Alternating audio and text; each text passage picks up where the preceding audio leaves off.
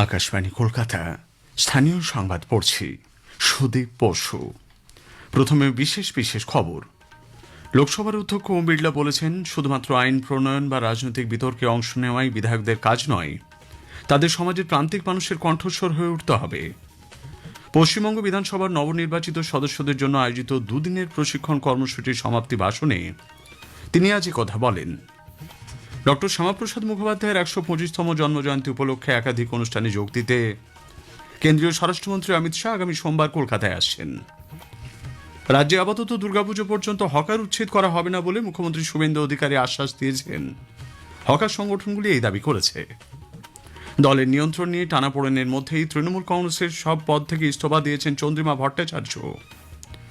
উত্তর পশ্চিম বঙ্গোপসাগরে তৈরি হওয়া সুস্পষ্ট নিম্নচাপের প্রভাবে রাজ্যের উপকূলবর্তী জেলাগুলিতে ভারী বৃষ্টির পূর্বাভাস। আসছি বিস্তারিত সংবাদে। পশ্চিমবঙ্গ বিধানসভার নবনির্বাচিত সদস্যদের জন্য আয়োজিত দুদিনের প্রশিক্ষণ কর্মসূচি আজ শেষ হয়েছে। বিধানসভা এবং parliamentary research and training institute for democracy প্রায়ই আয়োজিত এই কর্মসূচির লক্ষ্য ছিল নতুন বিধায়কদের সংসদীয় কার্যপ্রণালী সহ নানা বিষয়ে প্রশিক্ষণ দেওয়া। সমাপ্তি অনুষ্ঠানে যোগ দিয়ে লোকসভার অধ্যক্ষ ওম বিড়লা বলেন, শুধুমাত্র আইন প্রণয়ন বা রাজনৈতিক বিতর্কে অংশ নেওয়াই বিধায়কদের কাজ নয়, সমাজের প্রান্তিক মানুষের কণ্ঠস্বর হয়ে উঠতে হবে তাদের। आपकी नैतिक जिम्मेदारी बन जाती है कि इस कालखंड की विधानसभा के सदस्य के रूप में आपके विधानसभा के अंदर आपके वक्तव्य, आपके विचार, आप संसदीय संवाद, चर्चा, लोगों की अपेक्षा, आकांक्षा, चुनौती और उनको सपनों को पूरा करने का दायित्व आपका है, लेकिन राज्य की आकांक्षी राज्य की जिम्मेदारी भी आपकी है।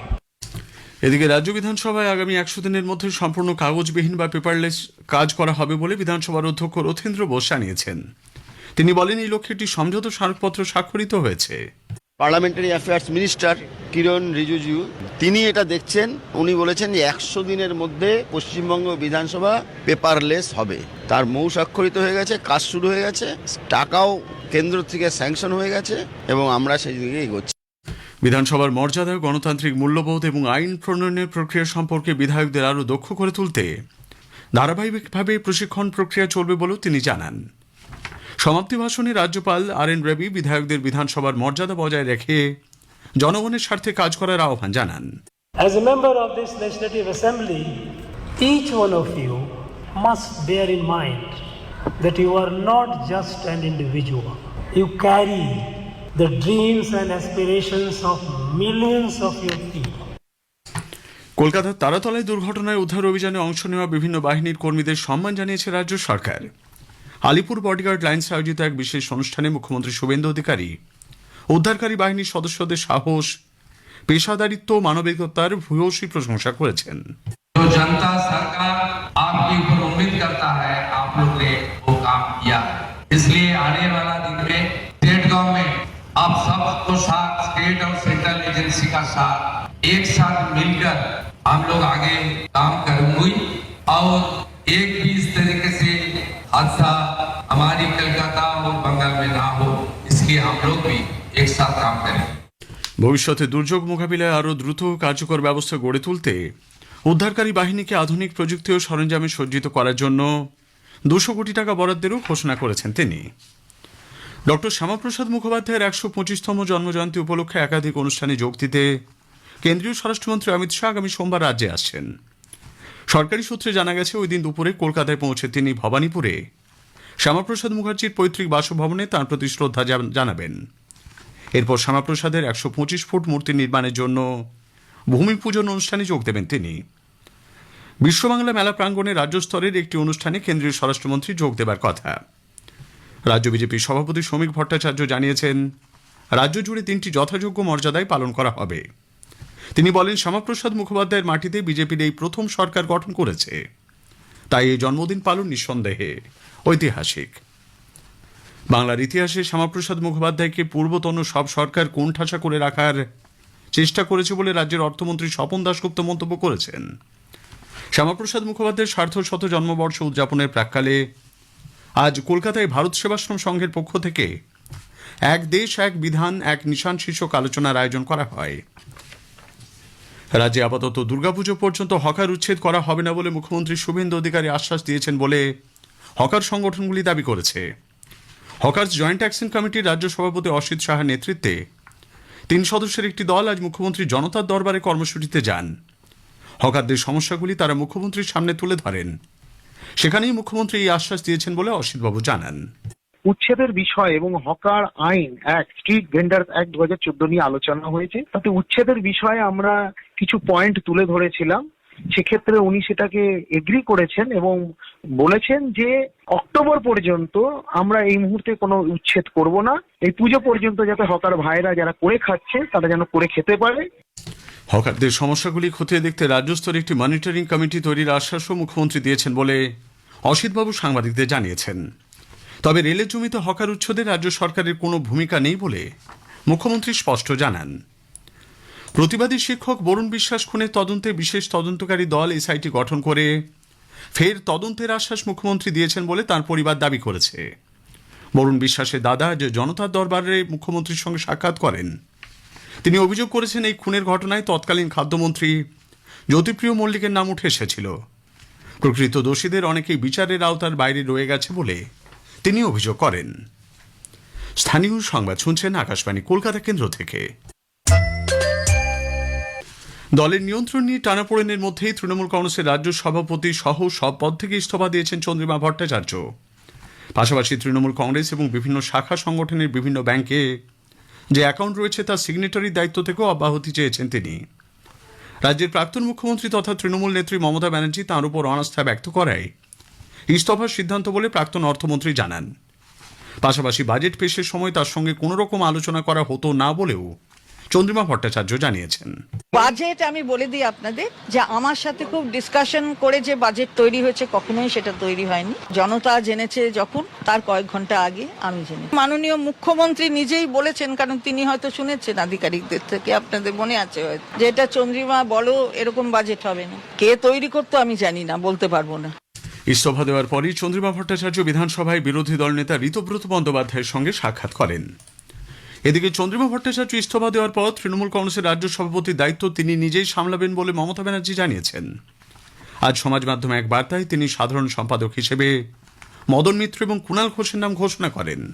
যারা তৃণমূল কংগ্রেসের সিম্বলে জিতে তারা আজ বলছেন 2023-এর পরে নাকি এই পার্টির কোনো অস্তিত্ব নেই। 2 মাসও ধৈর্য ধরতে পারলেন না, এত তাড়াতাড়ি দলের সাথে বেইমানি করে চলে গেলেন। আমি 2 জেনারেল সেক্রেটারি অ্যাড করছি পার্টিকে সাহায্য করার জন্য, একটা মদন মিত্র আর একটা কুণাল ঘোষ। অন্য কমিটি মেম্বার যারা আছে তারা অ্যাজ ইট ইজ যেমন ছিল থাকবেন, শুধু স্টেট প্রেসিডেন্টের কাজটা আমি নিজে দেখে নেব। বিজেপির রাজ্য মুখপাত্র দেবজিৎ সরকার বলেছেন, মমতা ব্যানার্জির আমলে রাজ্য দুর্নীতিগ্রস্ত পুলিশ স্টেটে পরিণত হয়েছিল। তার আমলে একটা পুলিশ স্টেট চালাতেন, আর উল্টো দিকে দাঁড়িয়ে যারা জোচ্চুরির সঙ্গে জোচ্চুরি ছিলেন তারা প্রত্যেকেই ওই টাকার ভাগ নিতেন এবং সেই জন্যই তারা তাদের দলে ছিলেন। অন্নপূর্ণা যোজনায় সারা রাজ্যের সঙ্গে নদিয়া জেলার মহিলারাও ব্যাংক অ্যাকাউন্টে সরাসরি 3,000 টাকা করে পাচ্ছেন। সংসারের খরচ সামলাতে এই অর্থ তাদের বড় ভরসা বলে মন্তব্য করেছেন নদিয়ার কৃষ্ণনগর 1 নম্বর পঞ্চায়েত সমিতি এলাকার এক উপভোক্তা। আগে আমরা 1,500 টাকা করে লক্ষ্মী ভান্ডারের টাকা পেতাম। আমাদের মাননীয় মুখ্যমন্ত্রী শুভেন্দু অধিকারী ভোটের আগে প্রতিশ্রুতি দিয়েছিল 3,000 টাকা করে দেবেন। তা সেটা আমি গতকাল পেয়েছি এবং পেয়ে আমি সত্যি খুবই খুশি হয়েছি আর উপকৃত হয়েছি। সেই জন্য মাননীয় মুখ্যমন্ত্রী শুভেন্দু অধিকারীকে আমার তরফ থেকে অশেষ অশেষ ধন্যবাদ। আমার নাম মমতা পণ্ডিত, দিগনগর ব্রাহ্মণপাড়া। উত্তর পশ্চিম বঙ্গোপসাগরে তৈরি হওয়া নিম্নচাপটি সুস্পষ্ট নিম্নচাপে পরিণত হয়ে ওড়িশা ও উত্তর ছত্তিশগড়ের দিকে অগ্রসর হবে। এর ফলে উপকূলবর্তী জেলা পূর্ব পশ্চিম মেদিনীপুর, দক্ষিণ 24 পরগনা এবং ঝাড়গ্রাম জেলায় ভারী বৃষ্টির সম্ভাবনা। আগামীকাল 2 মেদিনীপুর, ঝাড়গ্রাম ও পুরুলিয়া জেলায় ভারী থেকে অতি ভারী বৃষ্টির সতর্কতা রয়েছে। কলকাতা ও পার্শ্ববর্তী এলাকাতেও বেশ কয়েক পশলা ভারী বৃষ্টির সম্ভাবনা। উত্তরবঙ্গে সোমবার থেকে আবার বৃষ্টির পরিমাণ বাড়বে বলে আলিপুর আবহাওয়া দপ্তরের বিজ্ঞানী ডক্টর অন্বেষা ভট্টাচার্য আকাশবাণীকে জানিয়েছেন। শেষ করার আগে স্থানীয় সংবাদের বিশেষ কিছু অংশ আরও একবার। লোকসভার অধ্যক্ষ ওম বিড়লা বলেছেন, শুধুমাত্র আইন প্রণয়ন বা রাজনৈতিক বিতর্কে অংশ নেওয়াই বিধায়কদের কাজ নয়, তাদের সমাজের প্রান্তিক মানুষের কণ্ঠস্বর হয়ে উঠতে হবে। ডক্টর শ্যামাপ্রসাদ মুখোপাধ্যায়ের 125তম জন্মজয়ন্তী উপলক্ষে একাধিক অনুষ্ঠানে যোগ দিতে কেন্দ্রীয় স্বরাষ্ট্রমন্ত্রী অমিত শাহ আগামী সোমবার কলকাতায় আসছেন। স্থানীয় সংবাদ শেষ হল। আকাশবাণী খবর পড়ছি চঞ্চল ভট্টাচার্য। প্রথমে বিশেষ বিশেষ খবর। প্রধানমন্ত্রী নরেন্দ্র মোদী বলেছেন, ভারতের সেমিকন্ডাক্টর মিশনের বিষয়ে সকলের মধ্যে প্রচুর আগ্রহ তৈরি হয়েছে। তিনি আজ গুজরাটের সানন্দে সিজি সেমির outsourced semiconductor assembly and test কেন্দ্রটির উদ্বোধন করে বক্তব্য রাখেন। পশ্চিম এশিয়ার সংঘাতের ফলে সৃষ্ট জ্বালানি সংকট সময়োপযোগী সিদ্ধান্ত ও যথাযথ কূটনীতির মাধ্যমে ভারত সফলভাবে মোকাবিলা করেছে বলে প্রধানমন্ত্রী মন্তব্য করেছেন। তিনি আজ রাজস্থানে 1,05,000 কোটি টাকারও বেশি মূল্যের একগুচ্ছ উন্নয়নমূলক প্রকল্পের উদ্বোধন ও শিলান্যাস করেছেন। পশ্চিমবঙ্গ বিধানসভার নবনির্বাচিত সদস্যদের প্রশিক্ষণ কর্মসূচিতে লোকসভার অধ্যক্ষ ওম বিড়লা বলেছেন, কোনো বিধায়ক জনস্বার্থে প্রশ্ন তুললে সরকারের তা ইতিবাচকভাবে গ্রহণ করা উচিত। আইআইটি খড়গপুরের সমাবর্তনে কেন্দ্রীয় শিক্ষা প্রতিমন্ত্রী ডক্টর সুকান্ত মজুমদার ভারতের প্রথম এই আইআইটিকে সমস্ত আইআইটির জননী হিসেবে অভিহিত করেছেন। ইরানের প্রয়াত সর্বোচ্চ নেতা আয়াতুল্লাহ সায়েদ আলী খামেইনির 6 দিনব্যাপী রাষ্ট্রীয় শেষকৃত্য আজ তেহরানে শুরু হয়েছে। শেষকৃত্যে ভারতের প্রতিনিধিত্ব করছেন বিহারের রাজ্যপাল লেফটেন্যান্ট জেনারেল সৈয়দ আতা হাসনাইন এবং বিদেশ প্রতিমন্ত্রী পবিত্র মার্ঘেরিটা। বিশ্বকাপ ফুটবলে রাউন্ড অফ 16-এ কানাডা মরক্কোর বিরুদ্ধে এবং প্যারাগুয়ে ফ্রান্সের বিরুদ্ধে খেলবে। আসছে বিস্তারিত খবরে। প্রধানমন্ত্রী নরেন্দ্র মোদী আজ গুজরাটের সানন্দে সিজি সেমির outsourced semiconductor assembly and test কেন্দ্রটির উদ্বোধন করেছেন। 7,500 কোটি টাকারও বেশি অর্থ বিনিয়োগে ইন্ডিয়া সেমিকন্ডাক্টর মিশনের অধীনে গড়ে ওঠা এই কেন্দ্রটি দেশের প্রযুক্তি উৎপাদন যাত্রায় এক গুরুত্বপূর্ণ অধ্যায় রচনা করল। ইন্ডিয়া সেমিকন্ডাক্টর মিশনের ক্ষেত্রে এটি এক বড় অগ্রগতি। সানন্দে প্রধানমন্ত্রী অত্যাধুনিক প্রযুক্তি নির্ভর এই কারখানাটি ঘুরে দেখেন এবং উৎপাদন পদ্ধতি পর্যবেক্ষণ করেন। তিনি কর্মরত ইঞ্জিনিয়ার ও অপারেটরদের সঙ্গে মত বিনিময় করেন। প্রধানমন্ত্রী বলেন, এই কেন্দ্র থেকে উৎপাদন শুরু হবার ফলে আগামী দিনে এখানে বহু স্টার্টআপ সংস্থা গড়ে উঠবে। এখান থেকে বহু শিল্প সংস্থা তাদের উৎপাদন শুরু করবে। আগামী দিনে এই অঞ্চলে প্রচুর কর্মসংস্থানের সৃষ্টি হবে। শ্রী মোদী আরও বলেন, বহু রাজ্যে সেমিকন্ডাক্টর ক্লাস্টার গড়ে উঠবে। ভারতের সেমিকন্ডাক্টর মিশনের বিষয়ে সকলের মধ্যে প্রচুর আগ্রহ তৈরি হয়েছে। 5 साल पहले भारत ने संकल्प लिया था कि देश को सेमीकंडक्टर हब बनाएंगे। हम design in India, make in India के मंत्र को लेकर आगे बढ़े और आज देश के तीसरे सेमीकंडक्टर प्लांट में भी चीप पैकेजिंग का कमर्शियल प्रोडक्शन शुरू हो रहा है। প্রধানমন্ত্রী আজ রাজস্থানে 1,05,000 কোটি টাকারও বেশি মূল্যের বিভিন্ন উন্নয়নমূলক প্রকল্পের উদ্বোধন ও শিলান্যাস করেছেন। এর মাধ্যমে রাজস্থানের পরিকাঠামো, জ্বালানি, পরিবহন ও কর্মসংস্থান সৃষ্টির ক্ষেত্রে সুবিধা হবে। প্রধানমন্ত্রী যোধপুর বিমানবন্দরের নতুন টার্মিনাল ভবনের উদ্বোধন করেন। এরপর তিনি বালোতারা জেলার পচপন্দ্রায় দেশের অত্যাধুনিক গ্রিনফিল্ড রিফাইনারি কাম পেট্রোকেমিক্যাল কমপ্লেক্স জাতির উদ্দেশ্যে উৎসর্গ করেন। অনুষ্ঠানে প্রধানমন্ত্রী বলেন, পশ্চিম এশিয়ার সংঘাতের ফলে একবিংশ শতাব্দীর সবচেয়ে বড় জ্বালানি সংকট তৈরি হয়েছিল। তবে সময়োপযোগী সিদ্ধান্ত, যথাযথ কূটনীতি এবং জাতীয় সম্পদের সঠিক ব্যবস্থাপনার মাধ্যমে ভারত সফলভাবে সেই চ্যালেঞ্জের মোকাবিলা করছে।